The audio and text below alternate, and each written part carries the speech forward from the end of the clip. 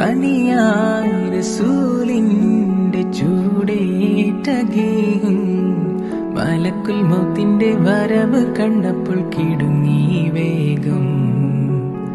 പതിയെ പിടിക്കൻ റസൂലെന്ന നാദം മനസ്സിൽ പറഞ്ഞ് മലരമുത്തിനെ നോക്കിയ നേരം ഉലയാത്ത ഉമറും ഉടയുന്ന കണ്ടു, ഉടലായ മകളും ഉരുകുന്ന കണ്ടു. മെത്തയും കട്ടിലുമില്ലാത്തൊരു രാജാവിനു വീടാ, മൊത്തത്തിൽ പൊട്ടിയ തോൽപാത്രമിൽ കഴിഞ്ഞൊരു കൂടാം.